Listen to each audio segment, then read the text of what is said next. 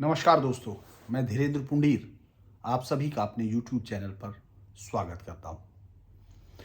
उत्तर प्रदेश के लगभग चुनाव अब पहुंच ही रहे हैं और मैंने 2 फेज़ के लगभग सभी शहरों को घूम लिया है और उस पर मैं बातचीत कर भी रहा था। हालांकि रोज़ करने का इरादा था लेकिन नहीं कर पा रहे क्योंकि सुबह से रात तक शूट करने के बाद जब तक पहुंचते हैं तब तक थकने के बाद ये नहीं रहता और फिर पूरे दिन का जो रहता है मेरा मन करता है कि वो आपके साथ शेयर करूं तो नहीं कर।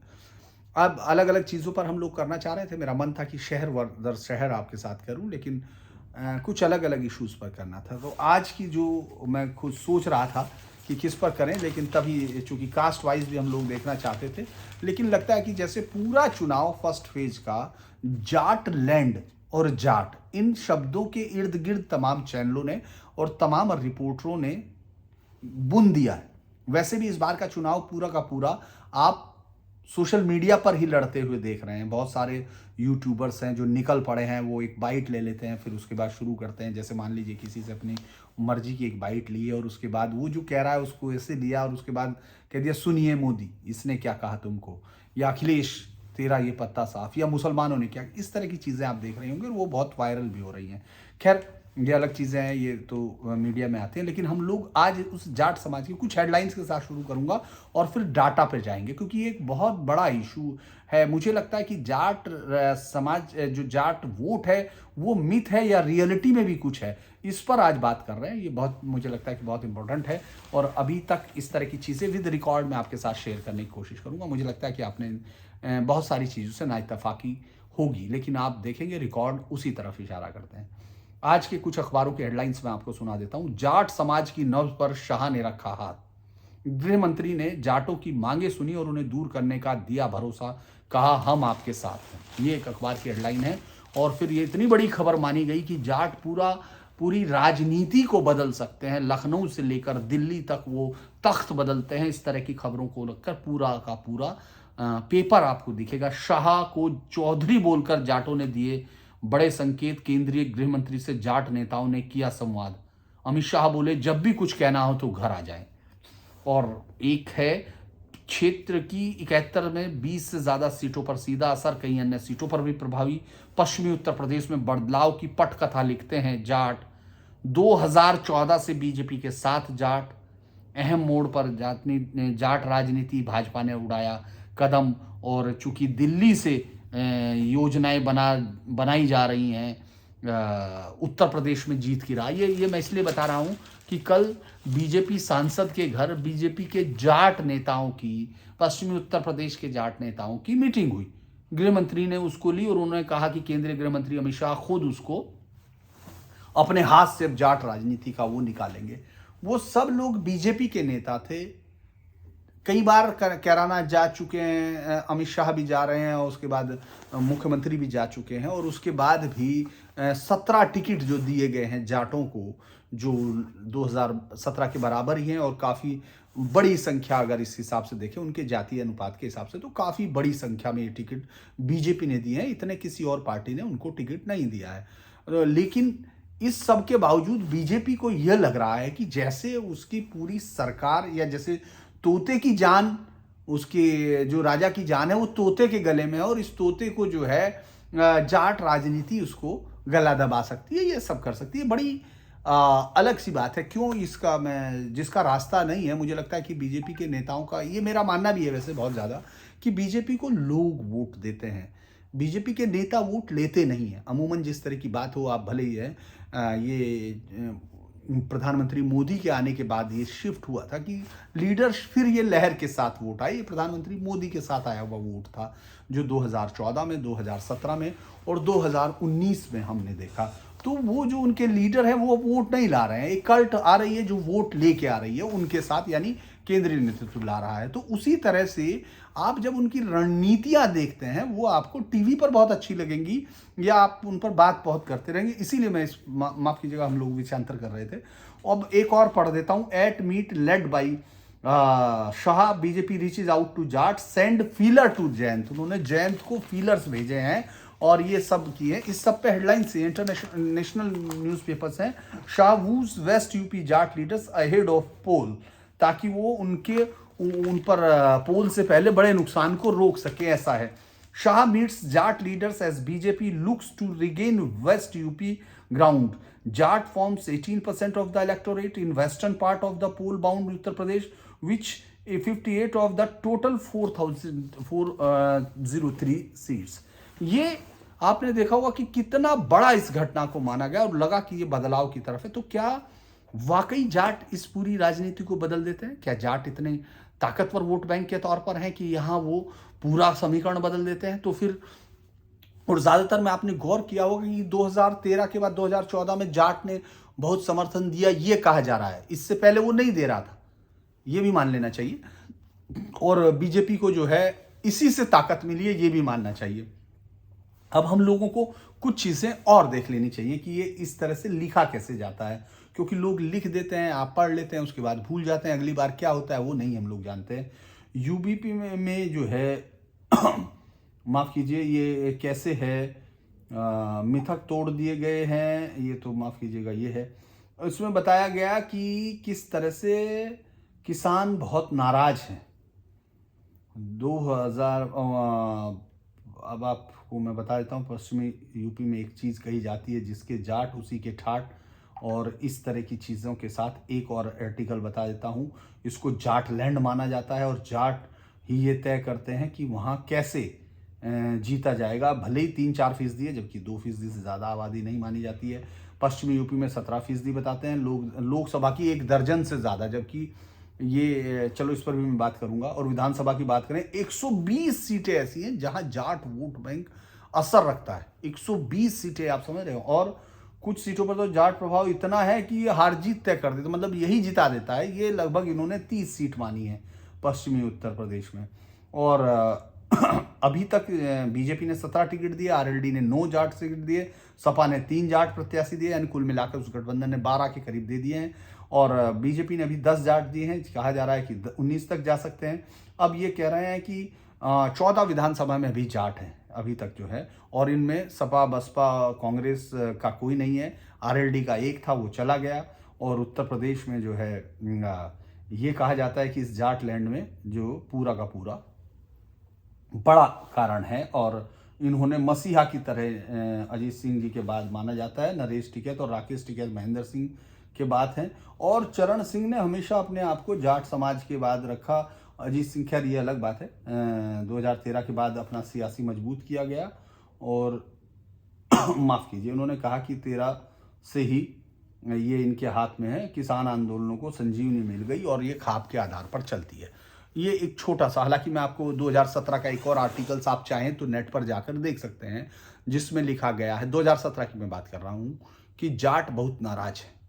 महज 3 साल में वो बीजेपी से इतने नाराज हो गए कि उसको बदल देना चाहते हैं। यशपाल मलिक का उस समय याद होगा आपको, जाट आरक्षण का आंदोलन चल रहा था कि हम पर गोली चलवा दी हरियाणा में, लिहाजा हम बदल के रख देंगे, तख्त बदल देंगे। और बागपत में जितने भी पत्रकार गए उन्होंने उसी तरह लिखा कि जाटलैंड पूरी तरह से नाराज है। लेकिन बीजेपी ने इस नाराजगी के बावजूद अब तक की सबसे बड़ी जीत हासिल की। आप ये भी कहेंगे कि ये इस नाराजगी, और भले ही उन्होंने लिखा हो, लेकिन कोई बात नहीं। इस बात को मैं आपको थोड़ा एक डाटा के साथ भी शेयर करना चाहूंगा। एक डाटा ये कहता है, ये भी CMS का है, CSDS का है, उसके को आप देखते होंगे, उसके काफी बड़े एक आदमी को, जो मेरे से भी कम बाल है, माफ कीजिएगा, थोड़ा तबीयत खराब है, इसलिए आज घर भी हूँ, इसलिए बाहर नहीं निकला हूँ, टेस्ट कराया है। जाट सपोर्ट फॉर बीजेपी, ये देखेंगे तो हम 77% समर्थन जाटों का बीजेपी को मिला 2014 के इलेक्शंस में, यानी जो 2013 के दंगे के बाद हुआ। लेकिन 2017 में सिर्फ 43% वोट जाटों का बीजेपी को मिला 2017 के इलेक्शन में, जिसमें बीजेपी ने जनता पार्टी को मिली हुई उस जीत के बाद अब तक की उत्तर प्रदेश की सबसे बड़ी जीत हासिल की है किसी भी पार्टी की। उसमें जाटों ने सिर्फ 43% वोट बीजेपी को दिया, इसके बावजूद बीजेपी जीत गई। अभी 57% उन्होंने 2019 में वापस फिर मोदी के पास गए, यानी उसमें भी जो टोटल वोट कास्ट हुआ जाटों का, उसमें से 43% वापस उसमें चला गया, ऐसा मानना है उनका इस सर्वे के मुताबिक। और मुस्लिम्स वोटर्स भी है, वो 77 और 43, मुस्लिम का 58, 70 और 73, यानी लगातार मैक्सिमम समाजवादी पार्टी को ये जाता रहा है। अब आप इसको देखें कि अगर जाट राजनीति का उत्स जाट के तौर पर है तो फिर इसमें से आरएलडी जो विशुद्ध तौर पर जाट पार्टी है, जो जाटों का जो वोट है उसमें कास्ट वोट जो मिलता है, या जिसको इस बार समाजवादी पार्टी के गठबंधन के साथ अविजित माना जा रहा है, उसके नेता भी इस डिवीजन को मानते हैं कि हाँ, जाट कंप्लीटली आरएलडी पर नहीं जाएगा, यानी 30% के करीब जाट उनको लगता है कि उनका वापस जाएगा। वैसे ही यहाँ सिर्फ 43% के साथ बीजेपी सबसे बड़ी जीत हासिल कर चुकी। तो फिर ऐसे में ये जाटलैंड क्या है, जिसको हम किताबों में पढ़ते हैं, the land is known as the Jatland. ऐसा क्या है, वो पॉलिटिक्स क्या है? दरअसल अगर आप कुछ इलेक्शंस को दो हिस्सों में बांट के देखेंगे कि जो जाट राजनीति उससे पहले की क्या है, जो सेशन के इलेक्शन सुधारों से पहले क्या थी और उसके बाद क्या है।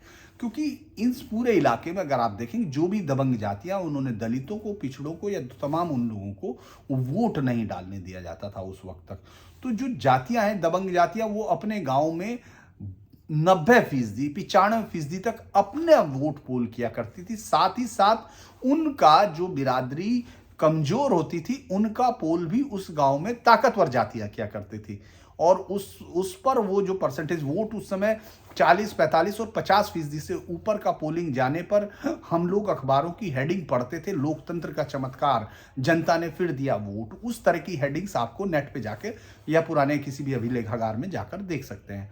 लेकिन जब ये सेशन के चुनाव सुधारों ने जो राजनीतिक दखलंदाजी चुनाव के अंदर बंद की और गरीब आदमी, कमजोर आदमी, दलित जातियां और दलित और ओबीसी जो पूरी कास्ट जो उस जगह कमजोर हुई, उनको वोट डालने की कुव्वत आई, उनको ताकत दी। और खासतौर से उत्तर प्रदेश में दलितों को जो ताकत बहन मायावती के मुख्यमंत्री बनने के बाद मिली, वो इन इलाकों में भी डलने लगा। बड़ौद, बागपत और मेरठ, मुजफ्फरनगर, सहारनपुर में तो खैर नहीं है जाट आबादी उस तरह की वो सीटों पर बहुत निर्णायक असर, हालांकि वो सब उसी से शुरू करते हैं, तमाम लोग जब लिखना शुरू करते हैं तो आप देखेंगे वहां जैसे जैसे वोटिंग का परसेंटेज बढ़ता है, जैसे जैसे दलित और पिछड़े जो बाकी पिछड़े हैं वो अपने वोट को कास्ट करते हैं, वहां वहां आप इस दबंग जाति को फिर पीछे हटते हुए देखते हैं। यानी वहां आप इनकी संख्या को लगातार कम होते हुए देखते हैं। जबकि आप जातीय गणित को अगर इनके हिसाब से देखें, मैं अगर पत्रकारों के हिसाब से जाऊं जिसमें एक ने 120 सीटों का इनका लिख दिया, 120 सीटों पर फिर किसी और का है, फिर 120, इस तरह 1000 सीट होनी चाहिए, 403 नहीं, ताकि तमाम जातियों का जो ये लोग गणित लिखते हैं। और अगर आप इन्हीं की किसी भी चैनल की या किसी भी अखबार की वेबसाइट्स पर जाकर आप अलग अलग जाति का जब वो निकालेंगे, जब पढ़ेंगे उनको, तो आप देखेंगे उनके हिसाब से कितनी सीटों पर प्रभाव होने के हिसाब से हजारों सीट होनी चाहिए उत्तर प्रदेश के विधानसभा चुनाव में। लेकिन ऐसा है नहीं, 403 सीटों पर ही फैसला होना है। तो अब हम लोग इसको दो हिस्सों में बांटते हैं। 1967 से पहले, यानी जब चौधरी चरण सिंह अपनी राजनीति की शुरुआत करते हैं, जिसकी वजह से आप इस पूरे इलाके को जाट राजनीति का केंद्र मानते हैं, या आप ये कहते हैं कि जाट राजनीति यहाँ बहुत प्रभावी हुई और ये जाटलैंड में तब्दील हुआ। 1967 में छपरौली से चौधरी चरण सिंह चुनाव जीतते हैं। छपरौली बागपत की एक ऐसी सीट है जो आज तक भी हारी नहीं गई, आरएलडी की तरफ से ही वो सीट जीती जाती रही है। आरएलडी से पहले जो भी पार्टी है, यानी जिस पर भी चौधरी परिवार का हाथ रहा, वही छपरौली से जीतते रहे। हालांकि चौधरी साहब बागपत में उनका घर नहीं है, मतलब हर घर में है वो, लेकिन बागपत में उनका अपना घर उन्होंने आज तक नहीं बनाया। यहाँ तक कि अभी भी जैन चौधरी दिल्ली में अपने फार्म हाउस में रहते हैं, लेकिन बागपत में हर घर में, हर जाट के घर में उनका घर है, यही माना जाता है। तो 1967 में कांग्रेस से जीते। कांग्रेस से जीतने के बाद 69 में जब वो अपनी पार्टी बनती है, जब डिवीजन होता है, उनको मुख्यमंत्री बनाया जाता है। पहले गैर कांग्रेसी मुख्यमंत्री बनते हैं और उसके बाद चुनाव में, अब मैं आपको कुछ डाटा के साथ बता रहा हूं कि आखिर वो डाटा पे बाद में जाएंगे। आखिर उस समय जब चौधरी चरण सिंह जीतते हैं, बीकेडी बनाकर जीतते हैं, तो वो 98 सीटों पर जीतते हैं। यानी जो पहली एंट्री होती है चुनाव में चौधरी चरण सिंह की अपनी शक्ति के साथ, वो 98 सीटों पर होती है, जबकि इनका तो 30% पर, सिर्फ 30 सीटों पर प्रभाव है। दरअसल चौधरी चरण सिंह जाट लीडर नहीं थे। जाट खेमे में बांधना उनको बहुत मुश्किल था। उन्होंने 69 में तमाम जो किसान जातियां हैं और उसमें सबसे ताकतवर जो गठबंधन में था, उसमें आपको बड़ी हैरानी होगी लेकिन उसमें सबसे ताकतवर गठबंधन के तौर पर यादव थे। इसीलिए मुलायम सिंह यादव हमेशा अपने आप को चौधरी चरण सिंह का वारिस कहते रहे, क्योंकि उन्होंने उनको ताकत दी। और जो पिछड़ी जातियां थी, जो सत्ता के अंदर जो सबसे जो पिछड़ी जातियां अगर हम लोग देख रहे थे, उन ताकतवर जातियों में वो सब इकट्ठा हुई। उसमें यादव, उसमें आप राजपूत, उसमें गुर्जर, उसमें बाकी तमाम जो किसान जातियां हैं वो इकट्ठी हुई और उन्होंने चौधरी चरण सिंह को एक लीडर के तौर पर अडॉप्ट किया। और फिर वो 21-22% वोट के साथ खड़े हुए। यानी जाटों का वोट इतना नहीं है जितना वो था, वो तमाम जातियों ने, किसानों ने मिलकर उनको लीडर माना और उनको सीट दी। उसके बाद फिर वो 71 के चुनाव के बाद फिर वो फिर चुनाव होता है, फिर वो 74 में चुनाव होता है, उसमें भी वो सीटें जीतते हैं। फिर 77 में चुनाव होता है, उसमें तो जनता पार्टी, चूंकि वो तमाम पार्टियों ने मिलकर एक अपने आप का विलय किया और उसके बाद वो 358 सीटों के करीब, जहां तक मुझे याद है, उतनी सीटों पर जीती। और उतनी बड़ी सीटें अभी तक किसी पार्टी ने नहीं जीती। उस वक्त तो खैर परसेंटेज बहुत ऊपर था, लेकिन उस समय भी तमाम जातियों ने साथ दिया। वो जाट राजनीति का यहाँ बहुत मतलब उस समय भी नहीं था। और फिर आप 80 में आते हैं, 80 में भी नहीं हुआ। अब मैं आपको थोड़ा सा ये बताने की कोशिश करता हूं कि 80-85 तक ये तमाम चीजें चलती हैं। यानी पश्चिमी उत्तर प्रदेश में जीतते रहे चौधरी चरण सिंह के जाति कॉम्बिनेशन, चूंकि उन्होंने जो अजगर बनाया था, जाट, गुजर, राजपूत और मुस्लिम का जो कॉम्बिनेशन था, मुस्लिम उसमें उस वक्त तक बहुत कम था, जिसको ये लोग ये जोड़ने की कोशिश करते हैं। दरअसल पूरी तोड़ फोड़ इसलिए की जा रही क्योंकि उस वक्त तक मुस्लिम वोटर कांग्रेस का वोटर था। दलित, मुस्लिम और ब्राह्मण वोट के साथ कांग्रेस का एक बेसिक वोटर था। बेसिक वोट जो काडर वोट कह सकते हैं, उस तरह से बीजेपी, कांग्रेस के पास अपना एक वोट था।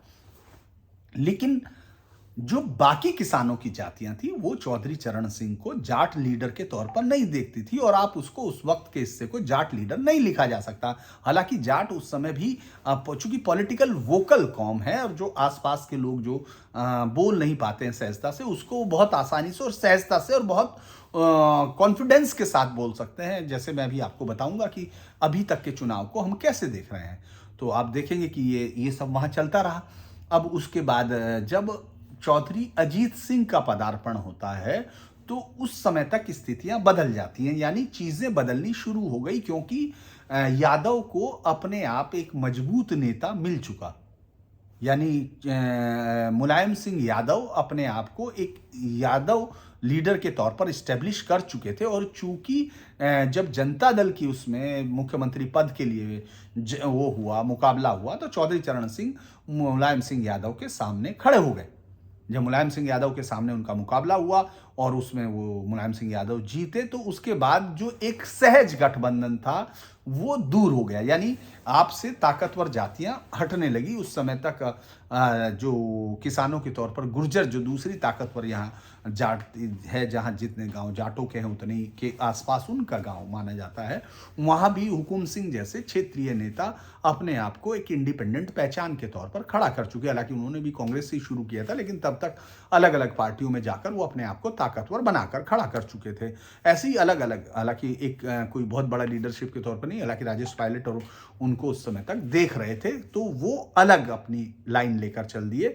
इसके अलावा जो बाकी जैसे राजपूत और वो भी किसानों का इस पूरे वेस्टर्न यूपी में काफी हिस्सा है, तो वो भी अपने आप को चरण सिंह के इस गठबंधन से, चूंकि जाट का जो वर्ड है वो इतना ज्यादा एग्रेसिवली प्ले होने लगा कि बाकी कास्ट उस पूरे गठबंधन में अपने आप को असहज महसूस करने लगी। और उसी वक्त आप टीएन शेषन के चुनाव सुधारों को भी देखते हैं, तो वो एक स्ट्रेंड डालने लगा। उसके बाद अजीत सिंह अपने आप को विशुद्ध जाट लीडर के तौर पर पोज करने लगे। हालांकि बहुत सारे लोगों ने लिखा वो दिल्ली वाले नेता के तौर पर रहे इसलिए, ऐसा कुछ नहीं है। आप उसको देखेंगे, क्योंकि आज भी जो ट्रेडिशनल जाट वोटर है उनके साथ है, उस समय भी था।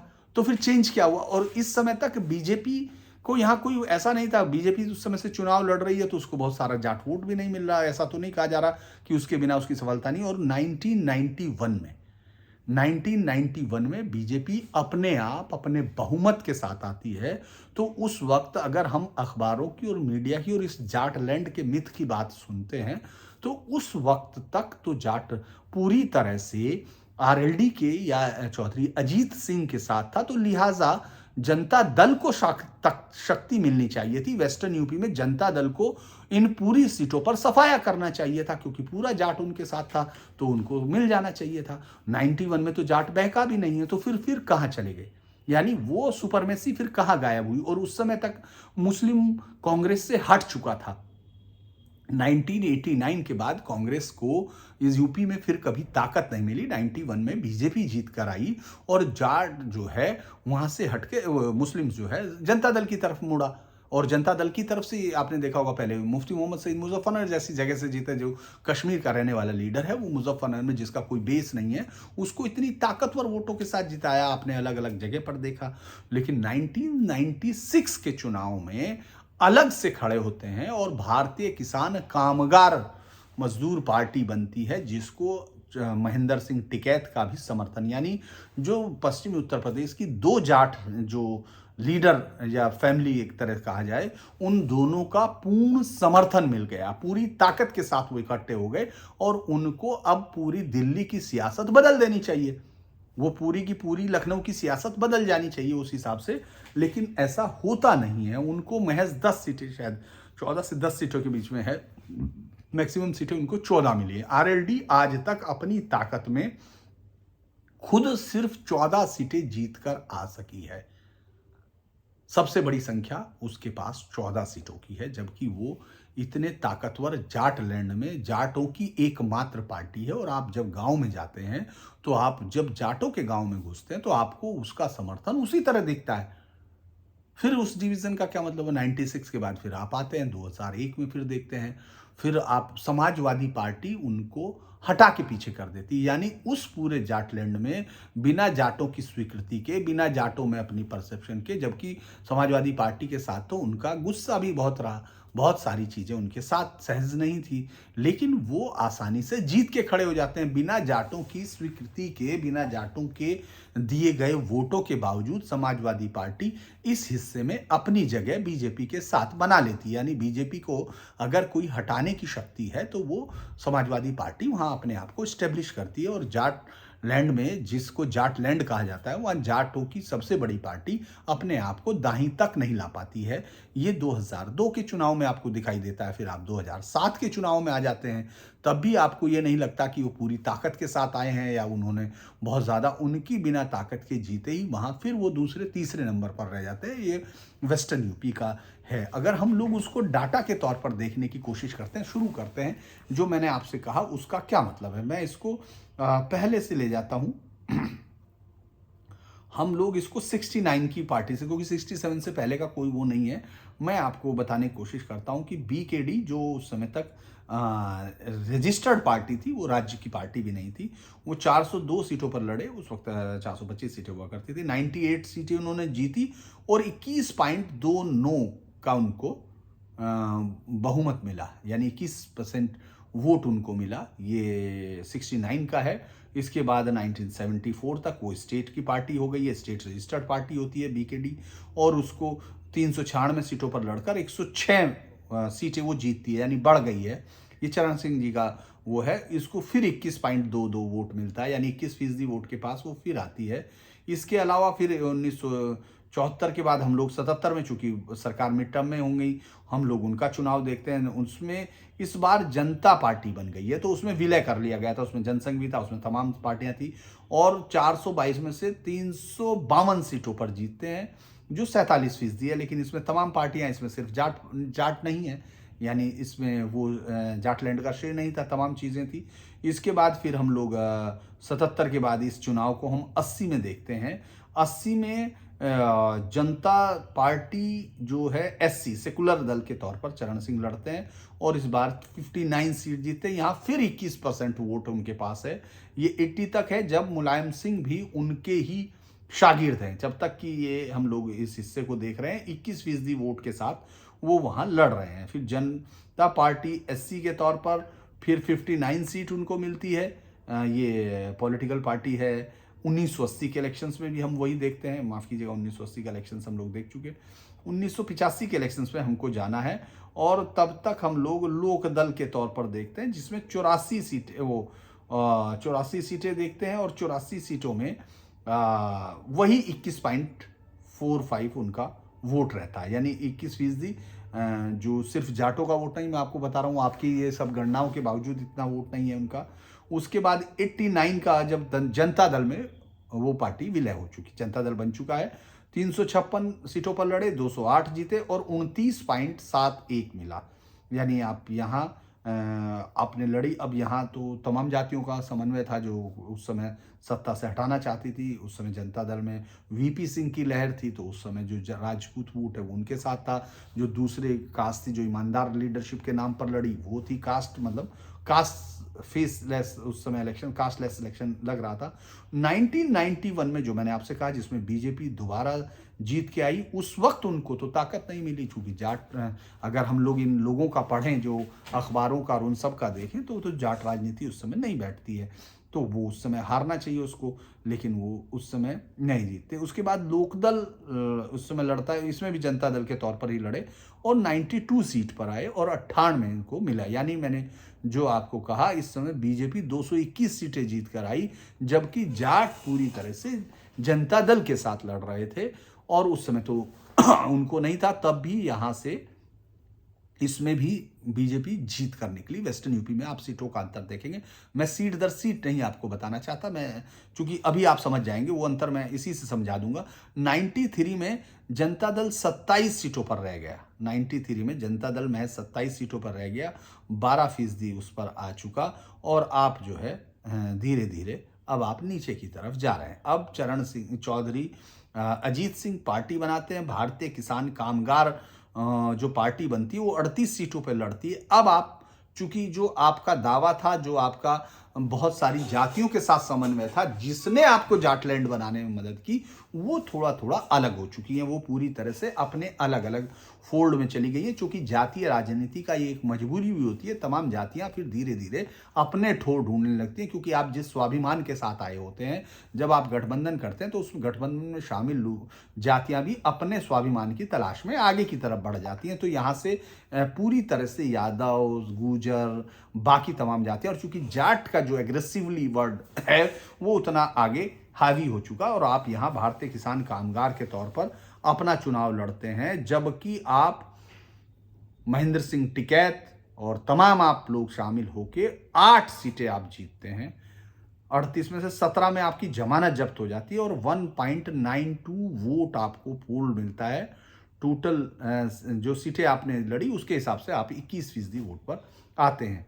टोटल मिला नहीं, जितनी पर आप लड़े उस पर 1.92% आपका टोटल वोट आपका कास्ट होता है। ये हमने, अब इसके बाद की पार्टी पर चले जाते हैं हम लोग। आपको माफ़ कीजिएगा, RLD फिर यह बन चुकी है, यानी 1996 में 38 में यहाँ आप चौधरी टिकैत आपके साथ मिले। 38 में से 14 आपने जीती, 12 पर आपकी जमानत जब्त हुई और 2.48% टोटल वोट का वही 26% वोट फिर आपको मिल रहा है इन तमाम जगह पर पढ़ने पर। इस समय तक आप मुस्लिम के साथ खड़े हैं। आप मुस्लिम, चूंकि तब तक निकल चुका अपने अपने इलाके में जीतने वाली पार्टी की तलाश में, मुस्लिम कांग्रेस से निराश होकर जो जीत रही है उसकी तरफ बढ़ रहा है। तो यहाँ आप मुस्लिम गठबंधन में भी है, यहाँ तक आपके पास कोई वो भी नहीं रही और आपने सिर्फ 14 सीटें जीती। ये आपका अब तक का सबसे बेहतर प्रदर्शन है, जो 2002 में था, और मुझे लगता है उस वक्त आप गठबंधन में थे, जो बीजेपी के, शायद जहाँ तक मुझे याद है। उसके बाद आप फिर आगे बढ़ते, नहीं होगा तो एक बार करेक्ट कर लूँगा मैं। उसके बाद फिर हम लोग RLD को फिर देखते हैं, फिर आप 10 सीटों पर रह जाते हैं और 10 में आपको 3.70% वोट मिलता है। 254 सीटों पर आप लड़े थे उस वक्त, और उसमें आपको टोटल वोट मिला पूरी जगह 5.75। यानी जब आप जाट के तौर पर आपका पैक्ट होने लगा, जब आप जाट के तौर पर अपने आप को स्टेब्लिश कर रहे हैं, ये 2007 है, तब तक दंगा नहीं हुआ है, तब तक आप भाईचारे में हैं।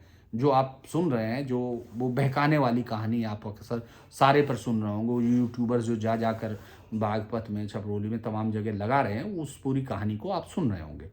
माफ़ कीजिए, ये कोई जातिगत वो नहीं है, मैं सिर्फ उस वर्ड की वो खोलना चाह रहा हूँ कि उसके बाद फिर आप 2000 मुझे लगता है कि मैंने 12 का शायद नहीं दिया है आपको।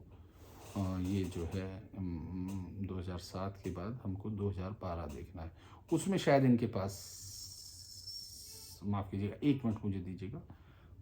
ये कई बार होता है। इसमें कितना मिलता है मैं आपको बता देता हूँ। ये आप, इसमें आपको राष्ट्रीय लोकदल 9 सीट जीत पाता है। इसमें भी गठबंधन में है, तब भी 9 सीटें आप जीत पाए, आपको कुछ नहीं। और समाजवादी पार्टी ने 224 के साथ अपनी सरकार बनाई, पूरी ताकत के साथ सरकार बनाई उन्होंने, अपने दम से सरकारें बनाई। और उस तमाम में अब उसके बाद आप फिर आ गए तो अब 2017 में 309 और आपको 1 सीट मिली। यानी ये तमाम जो गठबंधन है, ये तमाम पार्टियां हैं, ये तभी ताकतवर बनती है जब तमाम कुछ जातियों का साथ मिलता है उसमें। अब मैं जब घूम रहा हूं तमाम जगह, तो मैं उसी रुख को देख रहा हूं जो अमूमन रहता है आरएलडी के। आप बहुत सारे वोटर्स के गांव में चले जाएंगे, जब आप उनसे पहला सवाल करेंगे तो वो आपको जवाब देंगे कि सरकार ने पूरा नाश कर दिया, योगी ने कानून व्यवस्था ठप कर दी। जबकि ये ऐसा सवाल है जिस पर आपको मुस्लिम समुदाय, जो इस बीजेपी को हटाने के लिए किसी भी कीमत पर किसी भी पार्टी को, गठबंधन को समर्थन देना चाहता था, इस बार वो समाजवादी पार्टी की तरफ जाता है। पूरा दिख रहा है, क्योंकि मैं आपको एक डाटा भी शेयर करूंगा जिसलिए क्यों, तो वो भी कानून व्यवस्था पर बेहतर मानता है। वो योगी सरकार को राशन, बिजली और कानून व्यवस्था पर बेहतर मान रहा है। महंगाई पर और दूसरे मुद्दों पर मुसलमानों के साथ भेदभाव है, इन तमाम चीजों को लेकर वो अपना वोट कास्ट करना चाहता है, यानी अपने आप को वो वहां जोड़ रहा है। लेकिन आपको बहुत सारे आरएलडी के समर्थक गांव में इस बात के लिए मिल जाएगा कि वो बहुत ही खराब सरकार है, गुंडई पहले से ज्यादा हो गई। और ये कोई नया ट्रेंड नहीं, जब आप जाएंगे तो वो आरएलडी के टोटल वोट की तरह बिहेव करते हैं। और चूंकि जो कांग्रेस, जो डिवीजन है 2014-13 के बाद, चूंकि वो दंगा मुस्लिम समाज के साथ जब शुरू हुआ था, तो उस दंगे का कारण जो हुआ था, जाट जो बच्ची थी उसके साथ बदतमीजी जो शाहनवाज नाम के गुंडे की थी, उसको यही कहना चाहिए। और उसके बाद जब एफआईआर के बाद फिर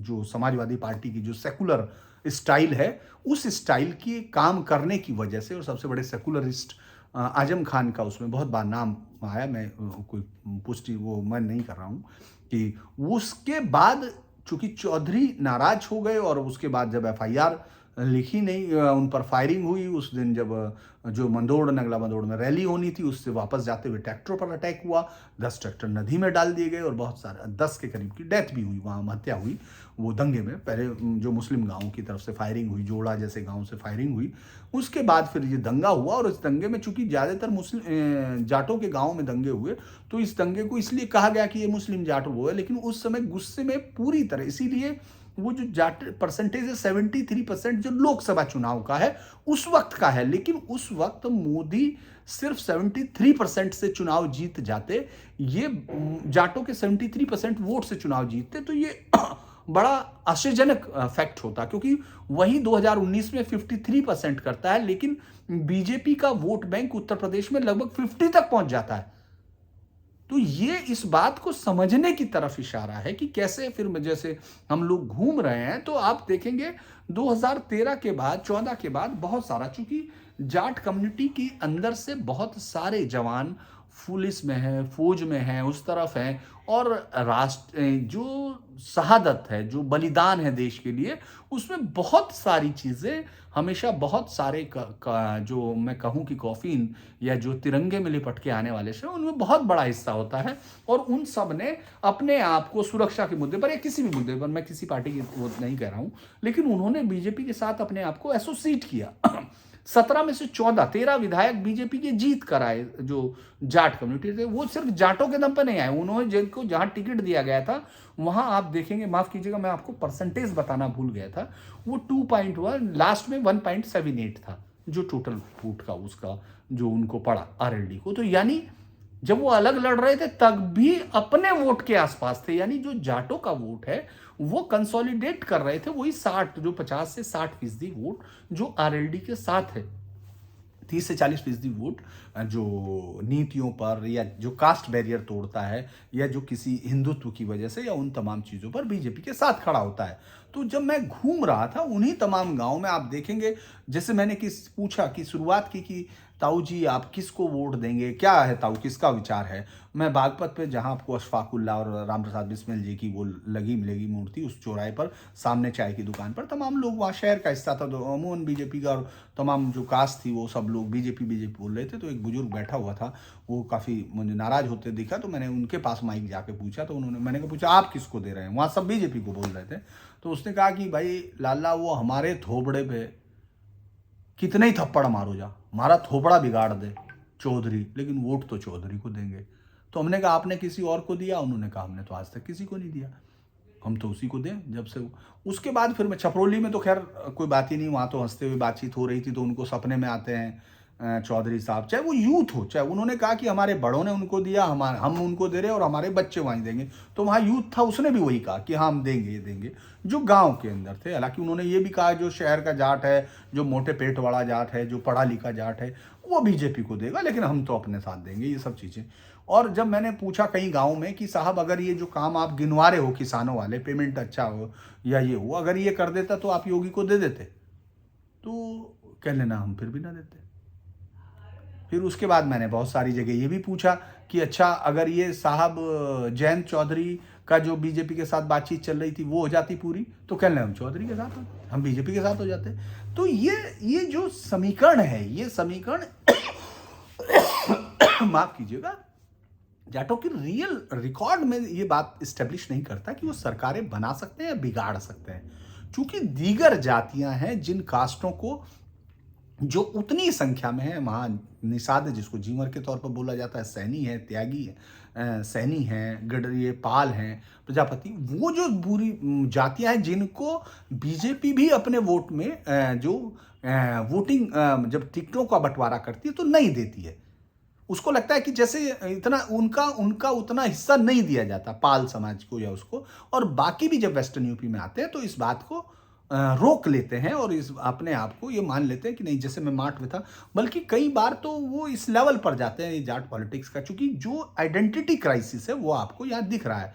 टिकैत को लेकर जो अखबार वाले जिनको लगता है टिकैत एकमात्र इस तरह का नेता होगा जो इतने बड़े उसमें है जो दोनों बार जमानत जब्त कराया है, बहुत ही कम नेताओं को ये फख्र हासिल होगा कि लोकसभा और विधानसभा दोनों में जमानत जब्त कराई है, उसमें कोई बहुत ये नहीं है कि कोई अलग चीज हो। तो ये तमाम चीजें, चूंकि जो मिथ है, जातियों के मिथ जैसे ही संख्याएं बढ़ने लगी, जैसे ही वोटिंग परसेंटेज बढ़ने लगा तो टूटने लगे थे। लेकिन अखबारों के लिए, मीडिया के लिए और खासतौर से दिल्ली में बैठ के राजनीति करने वालों को, उनको लगता है कि ये मिथ आज भी काम करते हैं। तो मेरी नज़र में ये कोई इतनी बड़ी सवाल और वो नहीं है जो ये फैसला कर दे कि आखिर दिल्ली में कौन बैठेगा अकेले या लखनऊ की गद्दी पर कौन बैठेगा। ये फैसला करने की पूरी ताकत, चूंकि इस चुनाव में हो सकता है कि बीजेपी को यहाँ बढ़त ना मिले या वो ना हो, तो उसमें सिर्फ जाट उसका फैक्टर होगा। ये बात मुझे लगता है कि थोड़ा नहीं, बहुत एग्जरेट कर कर कही जा रही है, क्योंकि पूरा मुस्लिम समुदाय अपने ताकत के साथ वहां खड़ा है।